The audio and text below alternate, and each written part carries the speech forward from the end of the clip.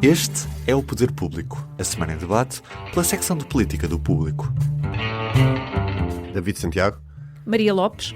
São José Almeida. Eu sou a Sónia Sapaz e vou estar a moderar este episódio do Poder Público que nos suscitou algumas dúvidas quando estávamos a preparar, porque achávamos que a semana política estava a ser bastante fraca e não tinha muitos temas interessantes para abordar.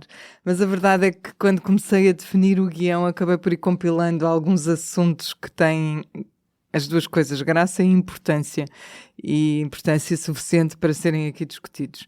Um deles, por exemplo, é o Orçamento do Estado, que vai à votação final global na próxima semana, passou depressa, e já percebemos que o Governo provavelmente vai ser obrigado a aprovar algumas propostas de alteração impostas pela oposição. Foram mais de 1.600, certo? 2.161, não é? Portanto, foram muito mais de 1.600. Foi um recorde, não é? Recorde. Queres falar-me um pouco sobre isso, David, e dar exemplos de temas que podem até originar o que nós gostamos de chamar coligações negativas, mas que no fundo é quando os partidos se unem contra o governo?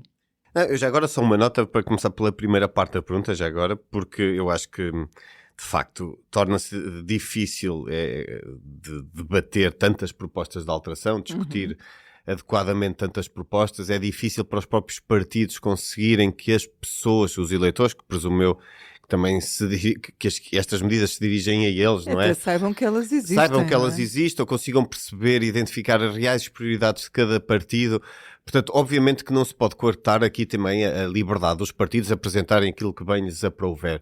Mas eu acho que podia haver aqui uma lógica mais, não sei, mais contida dos partidos, no sentido de perceberem que se calhar devem, até por uma questão de um debate público mais informado, mais consciente e mais saudável, haver aqui uma aposta em medidas que consideram chaves, efetivamente, porque muitas das vezes são medidas que já são propostas que foram entregues no Parlamento, que já chumbaram, propostas de alteração que já fizeram noutros orçamentos há 1 ano, há 2, há 3, há 4, e portanto, esse mero replicar, eu julgo que não é saudável para a democracia e não beneficia aos partidos nem a mensagem que eles querem transmitir. Acho que isso é uma nota. É um momento de votação que às vezes eles nem sequer sabem o que estão a nem votar. Sabem o que votam, não é? Sim, mas pegando nesse teu exemplo de que há partidos que fazem as mesmas propostas há muitos anos. Bom, elas não são aprovadas, é verdade, mas há bandeiras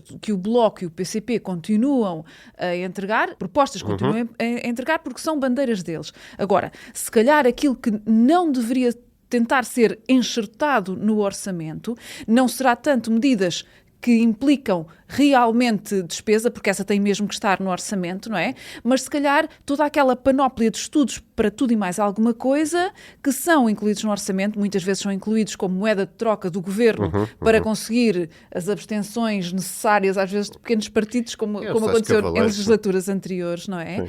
E de facto são propostas que são estudos, porque não fazer isso no processo legislativo normal, em vez de estar tudo no orçamento. Parecem quase programas de governo com medidas avulsas, não é? São tão vastas. E a prova disso mesmo, e vamos falar aqui depois também do lado um pouco demagógico, o partido que mais apresentou antigamente, pelo menos que eu me lembro, o PCP costumava bater recordes. Era o recorde.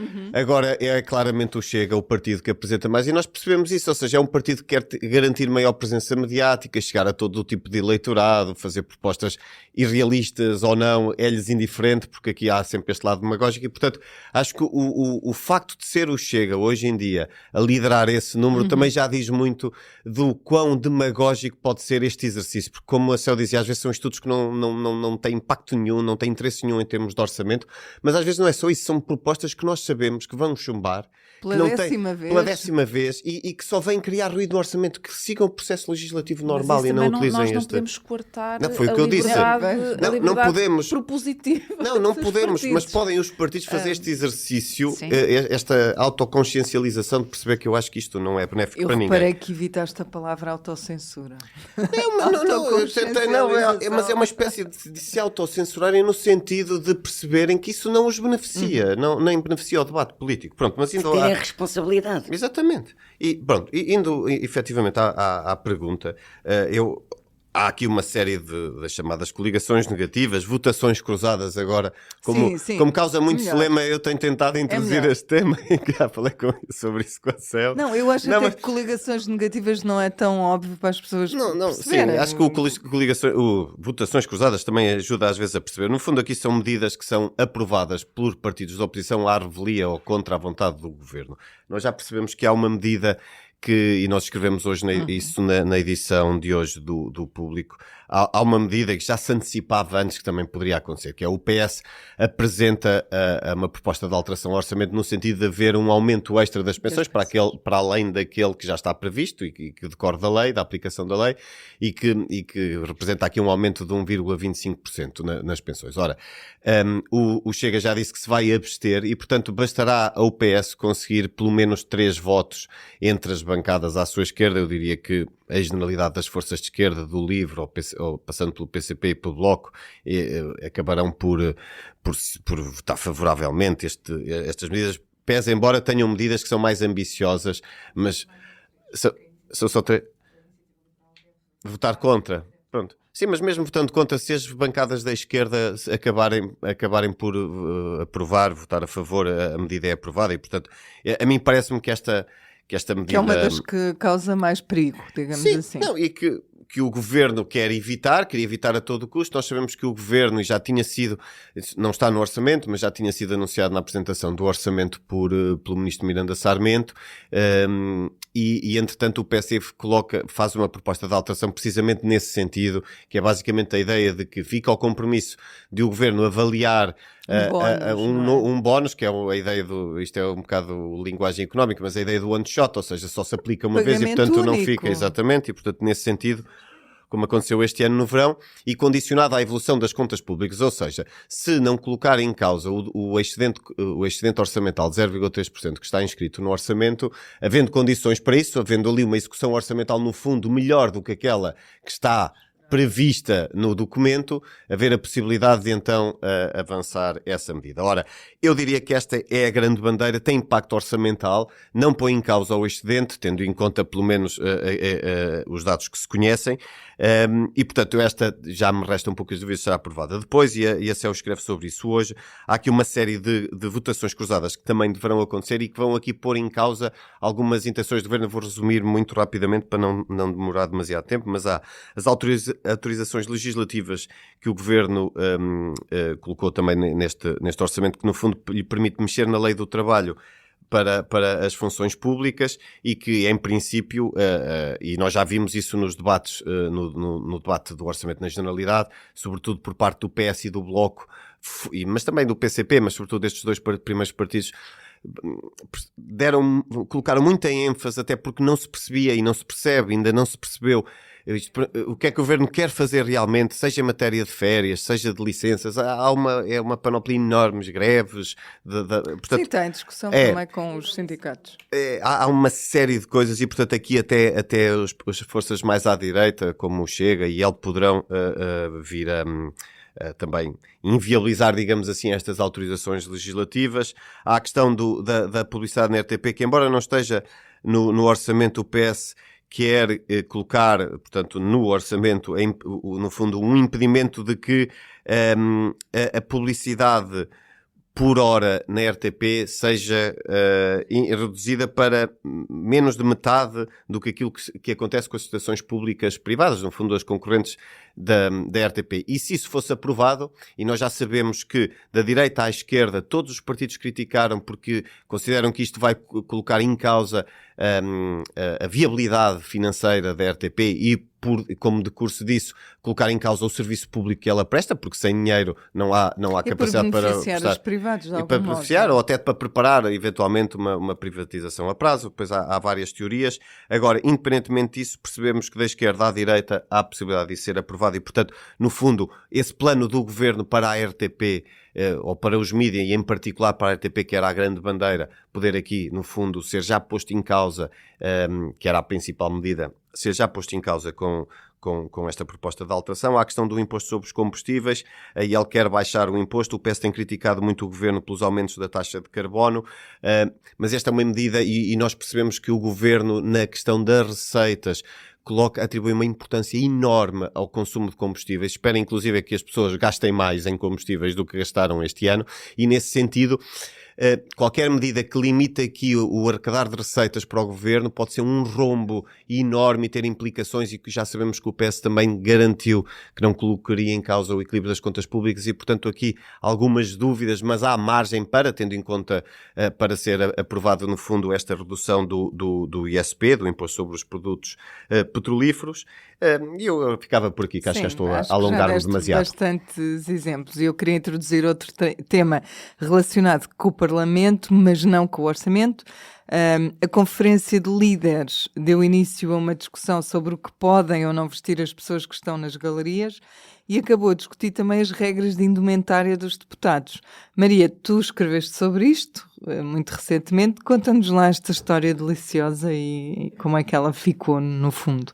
A história da Assembleia a ser polícia da moda, como disse a deputada do PAN, Inês Sousa Real. Como estava no teu título.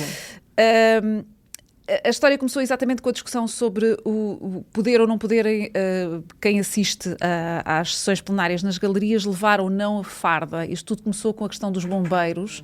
Bom, na verdade os bombeiros na altura foi uma decisão em cima da hora. Primeiro o Aguiar Branco disse que não, depois lá permitiu, até porque não se sabia que não era possível usar-se fardas. Na verdade não há uma regra escrita sobre isso, nem há propriamente uma regra informal sobre isso. Mas na Conferência de Líderes começou a discutir-se isso, mas quem levou a conversa até para outro sítio foi o vice-presidente Marcos Pestrelo, o deputado do PS, que disse que, bom, não é só isso que temos que discutir, há também a questão de discutir o que é que os deputados, não é propriamente aquilo que usam, se as senhoras vão de vestido ou vão de fato, o tipo de peças de roupa que possam usar como mensagens. Aliás, uma t-shirt a dizer... Como usou exatamente Inês Sousa Real contra as touradas aqui há umas semanas.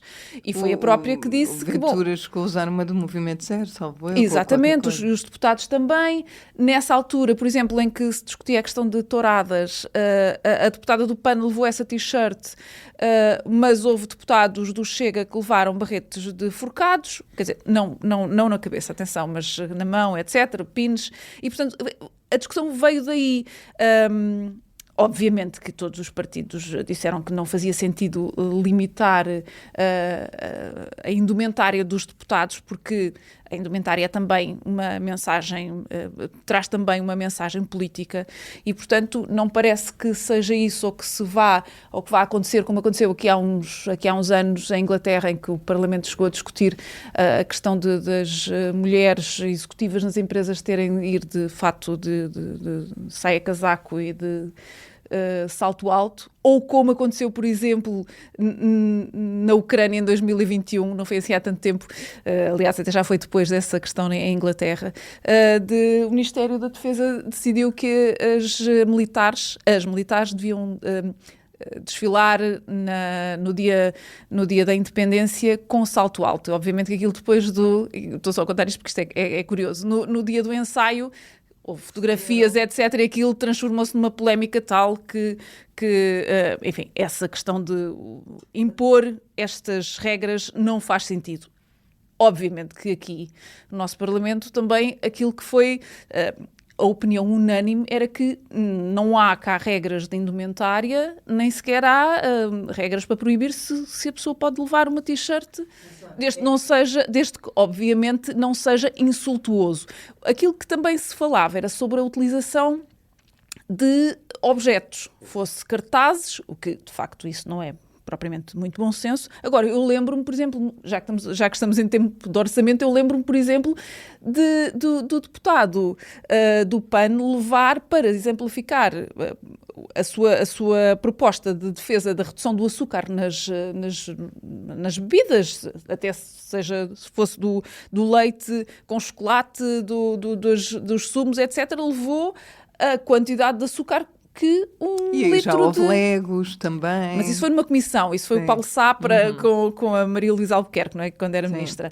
Portanto, não é propriamente, essa discussão não é propriamente da roupa que podem ou não podem usar, é o uso que se faz da roupa como mensagem Mas política. eu recordo-me, São José, tu também estás de recordar de certeza que quando os primeiros 2 deputados do Bloco foram eleitos, o Francisco Louçã e o Luís Fazenda, salvo erro, apareceram pela primeira vez sem gravata e aquilo na altura causou um frisson, portanto já se evoluiu qualquer coisa. Mas é engraçado porque os deputados... Hoje já há vários que vão sem gravata. Exato, Sim, hoje já há o vários. deputado do PCP ia de t-shirt. Agora, há uma coisa que é, os deputados do Chega vão todos de gravata, vai tudo muito bem composto.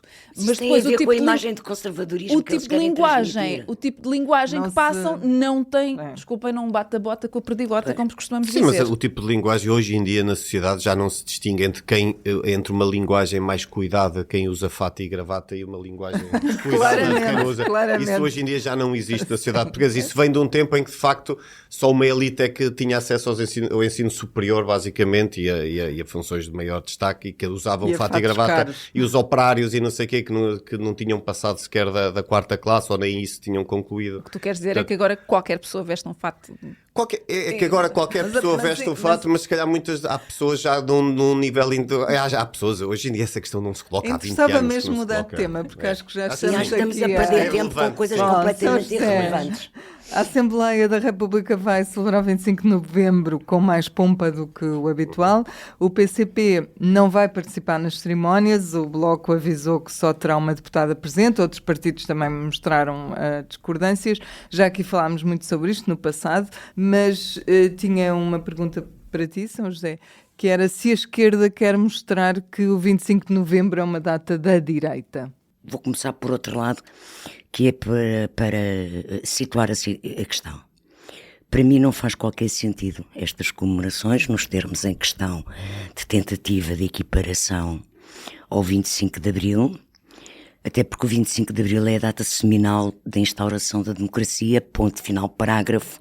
O 25 de Novembro é um momento importante, não estou a desvalorizar o 25 de Novembro, é um momento importantíssimo até, de reposição do que era o curso e o propósito da Revolução, da reposição daquilo que foram e são os 3 Ds de Abril, que é democratizar, descolonizar e desenvolver, e, portanto, para repor a democratização de facto, o 25 de Abril foi importantíssimo. Nos termos em que esta celebração está a ser feita, a mim cheira-me bastante a revanchismo da direita. É uma forma de radicalismo próprio dos tempos de hoje, mas não percebo. A minha primeira perplexidade é como é que o PSD aderiu a isto. Isto é uma causa antiga do CDS. Sem o PSD não aconteceria. Não aconteceria. Quer dizer, é um favor que fazem ao CDS, porque isto é uma causa antiga do CDS, e estão agora na AD. Já tiveram outras vezes na AD e o PSD nunca aceitou discutir esta questão. Pronto. Até porque esta questão do cheirar-me a revanchismo de direita tem a ver com o quê? Tem a ver que é bom lembrar. O 25 de novembro foi um movimento de democratas de centro-esquerda. O 25 de novembro não é uma contra-revolução de direita. Foi politicamente liderado por Mário Soares e pelo PS de Mário Soares. Foi politicamente teorizado por Melo Antunes, que liderou o Grupo dos 9, fez o documento dos 9.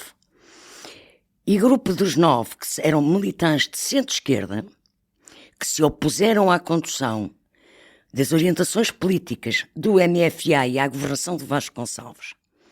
E uma das perplexidades que tenho é porque é que nestas celebrações convidaram a Associação 25 de Abril. Vasco Lourenço diz que não vai porque não aceita subscrever ou participar numa coisa com que não concorda, que é esta equiparação. Mas além de Melo Antunes e de Vasco Lourenço, faziam parte do Grupo dos 9 Pesará Correia, Franco Xerais, Canti Castro, Costa Neves, Sousa Castro, Vítor Alves e Vítor Crespo.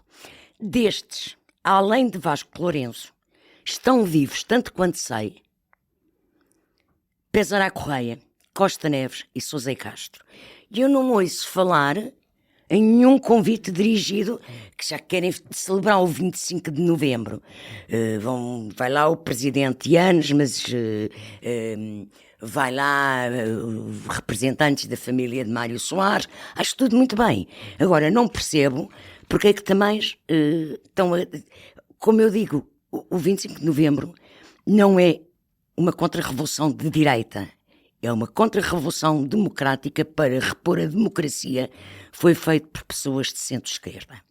Em relação à ausência do PCP e à presença de só um deputado do BE, eu acho que é o espelho proporcional do radicalismo dos tempos. E mostra que, de facto, há fantasmas do PREC que estão vivos, porque eu não vejo o PS a dizer que não vai. O PS vai e vai fazer o que, quando esta questão foi já discutida, Francisco Assis fez, foi demonstrar como o PS tem responsabilidades de ouro e maiores no que foi o 25 de novembro. Mas também é preciso termos em conta, eu que tenho formação de história, tenho em conta uma coisa que é sempre importante. Passaram 50 anos do 25 de abril. É muito pouco tempo, historicamente. As feridas estão abertas. Estamos ainda vivos. Eu sou das pessoas que... Eu tinha 14 anos, tinha feito há pouco tempo, 14 anos no dia 25 de abril de 74. E, portanto, lembro-me de... Não é que eu tenha vidas abertas ou fechadas, mas eu percebo que há questões que ainda permanecem em carne viva e são questões muito emocionais. É como a descolonização. Quer dizer, para quem não viveu aqueles momentos, olha só historicamente, há sempre divisões, mas é ainda cedo para poder haver uma discussão normal e não exagerada sobre estas questões. Agora, cheira-me claramente, neste momento, estas celebrações a revanchismo de direita. David, a propósito disto que a São José diz, o ex-presidente Ramalhianos tinha dito que este tipo de datas deve recordar-se e não celebrar-se, vai um bocadinho nesta lógica, mas ainda assim vai estar na cerimónia. Não parece um bocadinho contraditório? Não, é assim, eu não acho contraditório no sentido em que foi em 2015 que Ramalhianos fez essa declaração, portanto, já, para vermos ao tempo que o CDS já anda a colocar esta questão, e na altura ainda não havia Chega. E eu acho que, eu respondo já de seguida à tua pergunta, mas já agora, eu acho que é um revanchismo de direita, mas que o PS alinha agora, embarca nesta coisa do CDS, sobretudo pela existência do Chega, pela pressão também da Iniciativa Liberal, que também com um discurso sem rigor histórico nenhum, apenas oportunístico, portanto um bocado à imagem do Chega, vem colocar aqui, vem tentar partidarizar estes eventos, o que é ridículo. Quando eles não tinham nada até porque o CDS não teve nada a ver com o assunto. Não, e a São José tem toda a razão quando fala, essencialmente foram pessoas de facto de centro-esquerda a liderar o movimento, e a apoiar o movimento estava uma pessoa de centro-esquerda que era Sá Carneiro. Sim. Centro-esquerda. Sim, estava na segunda fila. Mas... Não, eu estou a dizer sim, não a liderar. Eu a apoiar. Eu disse a apoiar, eu não disse a liderar. Mas estava a apoiar. Sim, e sim, portanto, e bate certo. Agora, isto pode ser polémico, as pessoas acham que não é de centro-esquerda.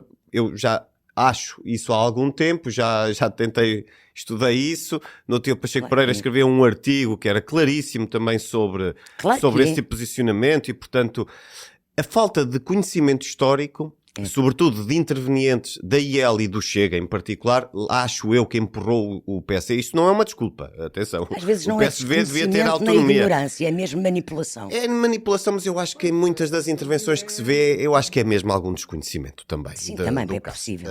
Parece-me isso. E, portanto, o que eu diria aqui é que, de facto, estamos a falar da pessoa que foi o comandante operacional, Ramalhianos, e, portanto, Ramalhianos, tendo em conta que é, diria que se calhar a figura viva mais relevante do 25 de novembro, com um papel mais ativo, se mais quisermos, simbólico, mais simbólico. seria estranho ele, de facto, apesar de achar que não se deve equiparar, e ele acha que não se deve equiparar, porque ele acha que a data a comemorar e a celebrar solenemente é a data seminal. Exatamente, é o 25 de Abril. Ele tem essa opinião. Ainda assim, eu percebo que ele esteja, a partir do momento em que o Parlamento toma a decisão de celebrar solenemente, não faria sentido ele não fazer parte, auto-excluir-se.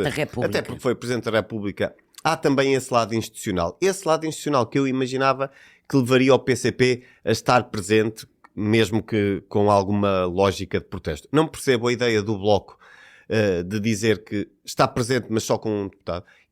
Ou está presente ou não está. Acho muito engraçado quem fez isso a primeira vez no Parlamento. Foi o CDS, em que ficou o líder parlamentar Jorge Ferreira, no tempo de Manel Monteiro, a votar sozinho contra o referendo da regionalização. Que eu tenho a memória, só aconteceu dessa vez. Eu não sei se já aconteceu, entretanto, alguma vez, não tenho agora, não consigo precisar. Essa foi a primeira vez. Acho isso uma coisa perfeitamente também Não, absurda. porque não tem explicação, porque é assim, ou se toma a posição e se falha, quer se gosto, quer não gosto, mas toma-se a posição e se falha, se falha à presença, digamos assim, não se marca a presença. Agora, ir aqui é meio dentro, meio fora. Vamos para poder criticar, fazer um discurso crítico. Mas se não querem participar na sessão, não participem. Deixa-me só E dizer-te tomem uma essa coisa. decisão. Esse tipo de atitudes só dá argumentos para a direita querer reivindicar que o 25 de novembro é uma contra-revolução de direita. É uma contra-revolução. Que não é. E que é da direita. Portanto, no fundo, são duas reivindicações que são falsas, que não correspondem minimamente à realidade e que, sem o contraponto da esquerda, ficam mais difíceis de demonstrar no contexto atual. Claro. E por isso, eu acho que não é uma contradição, até porque ele aceita um convite da Aguiar Branco também do Presidente da Assembleia da República. Lá está a figura mais simbólica, é o comandante operacional, teve um papel decisivo no 25 de novembro e, portanto, não faria sentido, ainda por cima como ex-Presidente da República, não marcar presença. Aliás, como eu acho que não faz sentido o Vasco Lourenço não estar lá também. Que eu saiba, ainda não ouvi noticiar que estes senhores, que eu disse aqui o nome, que estão vivos... Mas não consigo garantir que o PS que são não três, tenha... além do Vasco Lourenço, não tenham sido convidados. Mas, de facto, se o PS não o fez, devia ter feito, até porque é um papel que lhe cabe, na minha opinião. Sim. Bom, vamos avançar e aparentemente é possível que venhamos a debater a questão dos cortes salariais dos políticos em breve. Ainda há cortes de 5% que se mantêm desde o tempo da Troika. O PS mostra abertura para isso a partir dos próximos mandatos. Maria, o facto de se estar a falar tanto em almofadas, excedente, investimento, margem orçamental, etc., ajuda a criar o sentido de oportunidade e a ideia de que este é o momento certo para falar sobre o salário dos políticos? Sim, ajuda, não é? Não faria sentido fazer isso numa altura em que as finanças não estivessem aparentemente tão bem quanto se diz estar. Deixa-me corrigir-te e a corrigir-me a mim própria. Nós temos falado sempre que esses são cortes que restam do tempo da Troika. São pré-Troika, são cortes de 2010. Sim, são do memorando. Ainda Ok. Não, do PEC, dos do PECs. PEC, do do PEC, PEC. exatamente. Portanto, Muito bem. Mas é de do acordo contexto do do constrangimento. acordo não é? entre Sócrates e o PSD. E o PSD, sim. Bom, isto é sempre, obviamente, um tema incómodo. O salário dos políticos, o salário de quem nos gera até as nossas contas, não é? É sempre um tema incómodo. Os salários dos políticos, tal e qual como as subvenções partidárias, são um custo da democracia, seja ele baixo, seja ele elevado, é um custo da democracia.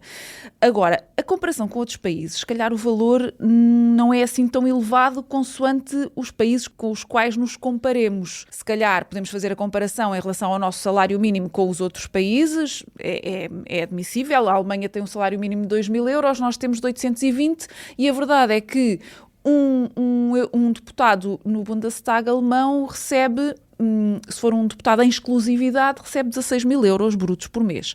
Obviamente que cá o salário mínimo não é O alemão. Não, é vemos quase um isso terço quando do alemão, são- não é? E, portanto, se calhar o nosso salário também é mais ou menos proporcional ao dos deputados. O salário bruto é cerca de 4.000 e poucos euros, depois acrescem alguns subsídios de deslocação e de trabalho político, etc. Mas a verdade é que os deputados são capazes de levar, isto é, de ganhar em termos brutos entre cerca de 3.900 a 4.900 euros brutos, a que acrescem os abonos de deslocação. O que em líquido é quase metade. O que em líquido será, enfim, quase metade. Agora, se calhar faz mesmo sentido esta proposta do PS de que esses aumentos sejam para mandatos futuros. Obviamente que isto traz aqui... Até foi o livro primeiro a sinalizar isso. Sim. Olha, então peço desculpa. Não, o PS já veio depois Vou de trás. aceitar a proposta do livro. Isso leva a um faseamento, ou seja, se nós não tivermos eleições legislativas tão cedo, os deputados que agora estão a aprovar uma medida que irá mexer no seu bolso, não? Que se continuarem, será só para o próximo mandato. Agora, no próximo ano, por exemplo, isso já terá implicações nos presidentes de junta, presidentes de Câmara, etc. E, entretanto, também... Nós falamos só dos políticos, mas isto aplica-se também aos administradores de empresas públicas, institutos públicos, enfim, do banco público, não é? E portanto, a menos que tenham optado, isso é uma possibilidade dos gestores públicos, a menos que tenham optado pelo salário do seu posto de trabalho de proveniência. Mas, enfim, para dizer que se queremos ser miserabilistas, podemos continuar com esta teoria de que aqueles senhores podem continuar com os salários cortados. Mas aí, mais tarde ou mais cedo, chegamos ao ponto de que só vai para a política quem se calhar não tem mais nada, não é? E, portanto, se nós queremos também ter políticos empenhados, se calhar, tal e qual como se faz com os gestores, também temos que os remunerar. E, portanto, acho que fará sentido... Seja como for, isto era um corte excepcional e manter a exceção parece-me que se calhar agora já não faz assim tanto sentido, não é? Deixa-me só dizer uma coisa. Isto era uma coisa que penalizava os políticos. É uma medida altamente populista. Pois é, isso, sim. Altamente não, a medida populista. Não é populista. A medida na altura não. A manutenção da medida. Na altura toda a gente estava a ser cortada dos seus salários. Sim, sim. E eu quero dar os parabéns ao PSD e ao grupo parlamentar do PSD por finalmente alguém ter tido coragem de levantar esta questão e avançar nesta questão. Já se levantou 2 ou 3 vezes e ficou mas sempre avançar, pelo caminho. Mas levantar e avançar. Eu estou totalmente de acordo com ambas, só referi-me, mas em particular eu acho que a coragem de assumir isto este tipo de posição é fundamental também para combater o discurso populista de que os políticos andam todos a roubar e não sei o quê, e portanto...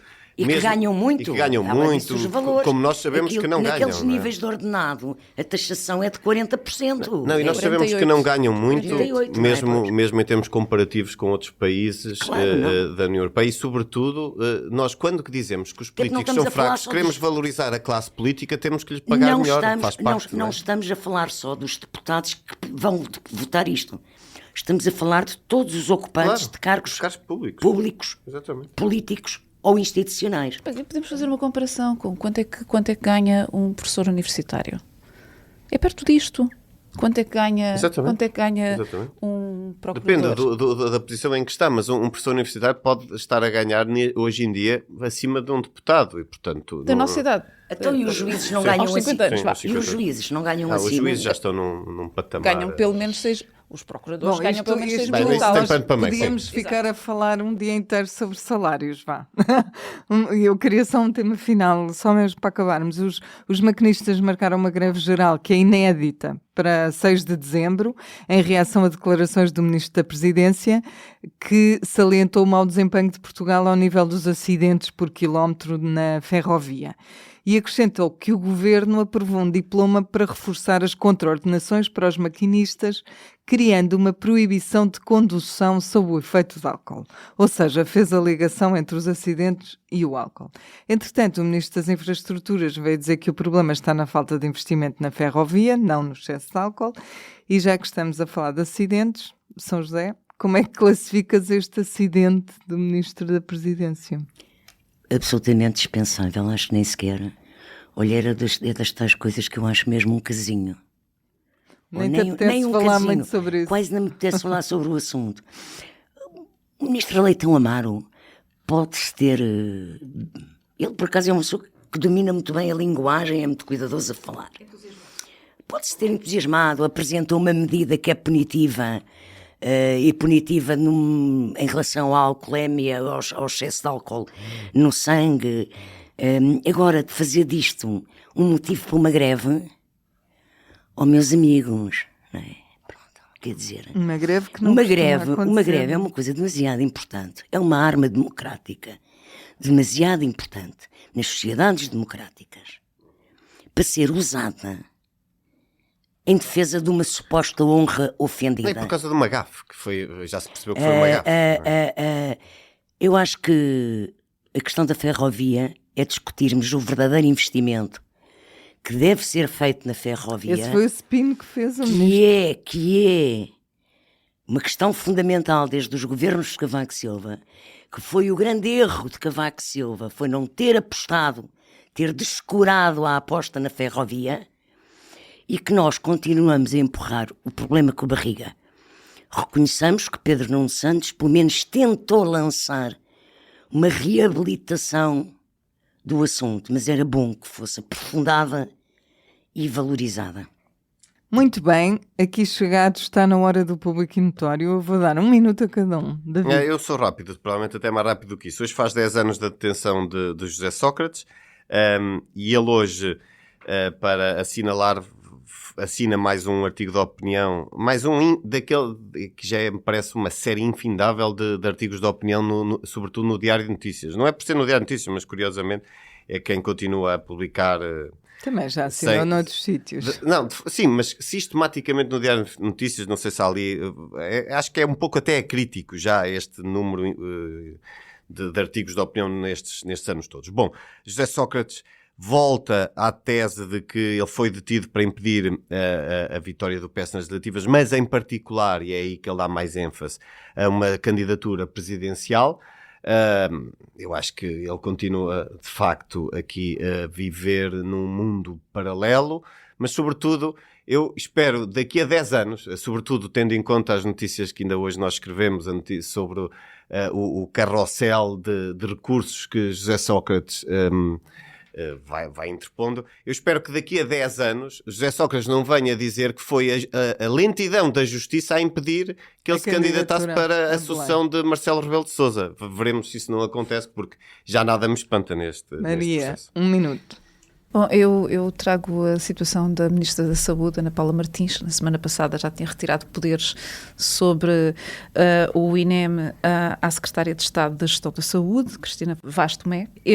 Esta semana tirou-lhe também a tutela da Inspeção-Geral das Atividades em Saúde, que, curiosamente, a IGAS é quem está a analisar, está a investigar o INEM, portanto fica tudo sob a alçada da Ministra, que esta semana também enviou ao Parlamento uma errata, corrigindo o saldo do SNS.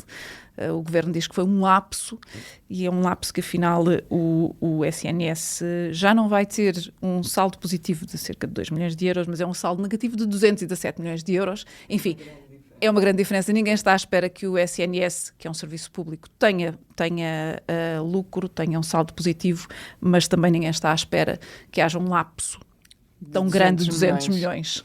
Quer dizer, 217, porque a diferença até nos dava jeito a todos. São José, faltas tu. Pois eu trago o encontro entre o Ministro da Defesa e o Chefe de Estado-Maior da Armada, Dr. Nuno Melo e Almirante Gouveia Melo,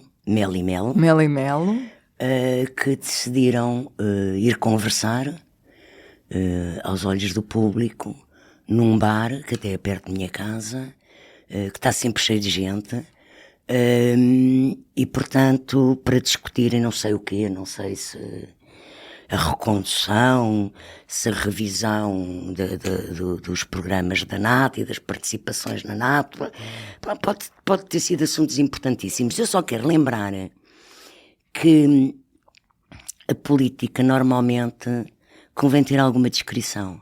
E quando eu comecei a ser jornalista, em 1989, Já lá vai uma eternidade. Olha, já lá vai o teu minuto também. Também havia uma coisa que me fazia muita confusão na altura, é que havia jornalistas que iam para baixo com políticos.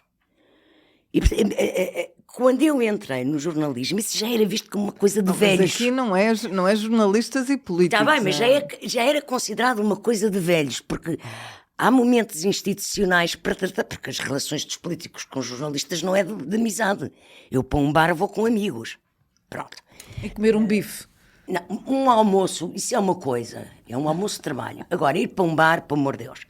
E acho que achei graça de facto. Só assinalar. Eu aí não vejo diferença nenhuma ir jantar, ir a um almoço fora ou ir a um bar. Está fora de discussão, isto era só mesmo Eu sei, público sim, notório. mas não vejo Senão grande nunca mais diferença, acabamos sinceramente. hoje. Estão num local público. Bem. É à meia-noite, hora da Cinderela.